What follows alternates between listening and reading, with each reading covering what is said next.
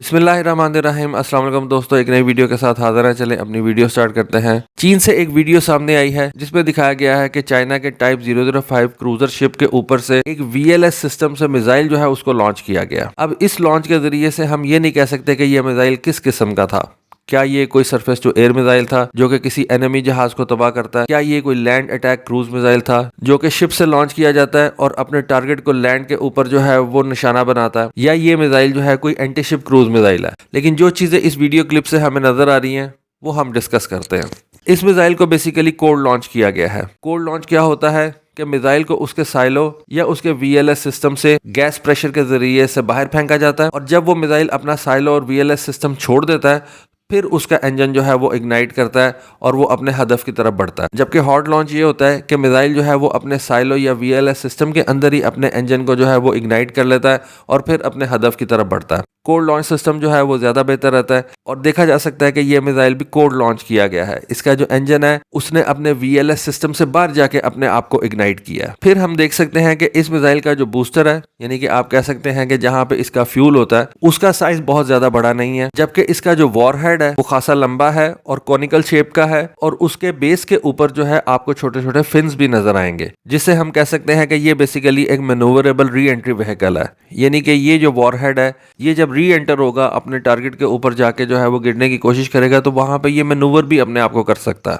अब ये जो मिसाइल हमारे सामने नजर आ रहा है इसके बारे में कहा जा रहा है कि ये चाइना का पहला सी लॉन्च हाइपरसोनिक मिसाइल है। इसके बारे में बहुत देर से जो है वो खबरें थी। डेफिनेटली चाइना ने सरफेस लॉन्च के जरिए DF-17 हाइपरसोनिक मिसाइल जो है उसको तैयार किया। उस मिसाइल को हम चाइना की परेड्स के अंदर भी देख सकते हैं। ये मिसाइल एक लॉन्चर के ऊपर जो है रखा जाता है, यानी कि ये मिसाइल जमीन से लॉन्च किया जाने वाला एक हाइपरसोनिक मिसाइल है। उसके बाद ये बात भी समझी जा सकती है कि चाइना को अपने समंदर से लॉन्च करने के लिए भी एक हाइपरसोनिक मिसाइल की जरूरत है। इस मिसाइल के बारे में समझा जाता है कि ये चाइना का पहला सी लॉन्च हाइपरसोनिक मिसाइल है और इसको उन्होंने नाम दिया है YJ-21 का। इससे पहले हम देख सकते हैं कि रशिया जो है उसके पास भी एक सी लॉन्च हाइपरसोनिक मिसाइल है। जैसे मैं अपनी पहली वीडियोस के अंदर बताता चला आया हूं कि हाइपरसोनिक के रेस के अंदर रशिया और चाइना जो है आई बिलीव कि वो अमेरिका से बहुत ज्यादा आगे हैं। और अगर हम इस मिसाइल को देखें तो इसका जो बूस्टर सेक्शन है उससे ये जाहिर होता है कि ये बेसिकली एक बैलिस्टिक मिसाइल के ऊपर हाइपरसोनिक मिसाइल जो है रखा गया। पहले जो बैलिस्टिक मिसाइल है वो हाइपरसोनिक मिसाइल को एक खास स्पीड पे जाके जो है वो लॉन्च करेगा। उसके बाद हाइपरसोनिक मिसाइल की अपनी इग्निशन जो है वो स्टार्ट होगी और वो फिर टारगेट की तरफ हाइपरसोनिक स्पीड के साथ जो है वो अपने आप को बढ़ाएगा। चाइना के लिए अमेरिका के एयरक्राफ्ट कैरियर्स जो है वो एक बहुत बड़ा खतरा है और अमेरिका के 2 एयरक्राफ्ट कैरियर हर वक्त जो है वो चाइना की विसिनिटी में रहते हैं, साउथ चाइना सी में रहते हैं या ईस्ट चाइना सी में रहते हैं। और आजकल जैसा कि मैंने आपको एक पिछली वीडियो में बताया कि अमेरिका ने अपने लाइटनिंग एयरक्राफ्ट कैरियर्स भी जो हैं उनको पैसिफिक के अंदर भेज दिया है। ये बेसिकली हेलीकॉप्टर कैरियर्स के तौर पे काम करते हैं, लेकिन अब अमेरिका ने इनके ऊपर F-35B जहाज जो है उनको हाउस करना शुरू कर दिया है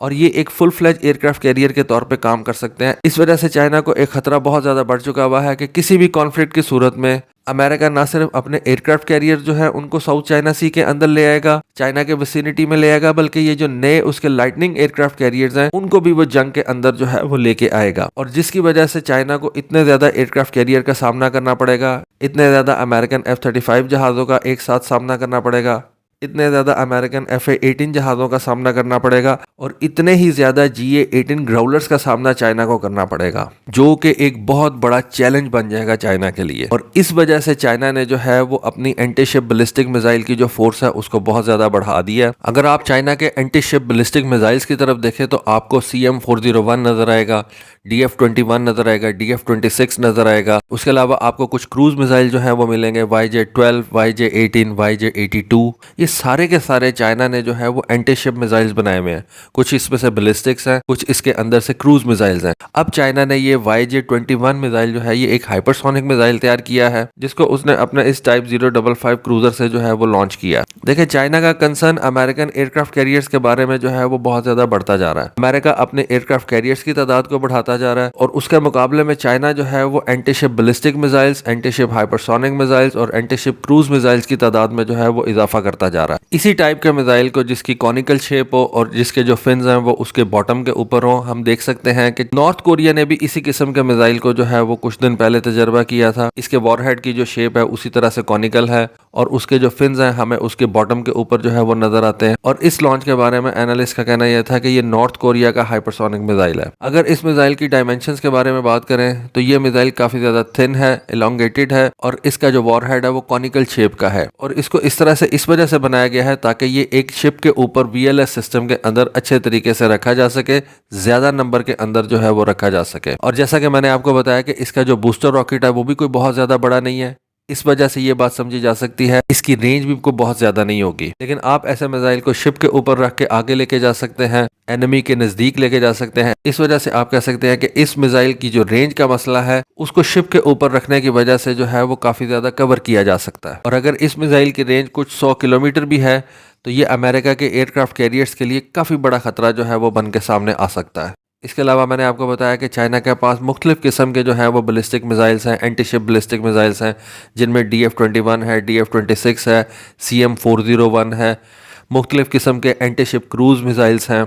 इन तमाम बैलिस्टिक मिसाइल्स की और क्रूज मिसाइल्स की जो रेंज है वो वेरी करती है। इन तमाम मिसाइलों का इस्तेमाल करके चाइना जो है वो अमेरिकन नेवी के लिए एक मसला खड़ा कर सकता है। और चूंकि ये हाइपरसोनिक मिसाइल को बहुत ज़्यादा बड़ा नहीं है, इसकी रेंज को बहुत ज़्यादा नहीं हो सकती, इस वजह से हम कह सकते हैं कि इसको को बहुत ज़्यादा कॉम्प्लेक्स डेटा लिंक सिस्टम की जो है वो ज़रूरत नहीं पड़ेगी और इसको ईजीली जो है वो अपने टारगेट की तरफ भेजा जा सकता है और ये अच्छी एक्यूरेसी के साथ अपने टारगेट को हिट कर सकता है। तो इस वक्त तो नजर आ रहा है कि चाइना अपने एंटी शिप मिसाइल्स की रेंज के अंदर जो है वो इजाफा करता चला जा रहा है। एंटी शिप क्रूज मिसाइल्स तैयार कर रहा है, एंटी शिप बैलिस्टिक मिसाइल तैयार कर रहा है और अब उसने ये एंटी शिप हाइपरसोनिक मिसाइल जो है उसको तैयार कर लिया। तो दोस्तों ये एक वीडियो, ये एक इन्फॉर्मेशन मेरी नजरों के सामने से गुजरी थी, सोचा आपके साथ शेयर करता चलूं। होपफुली आपको ये इन्फॉर्मेशन, ये न्यूज पसंद आई होगी।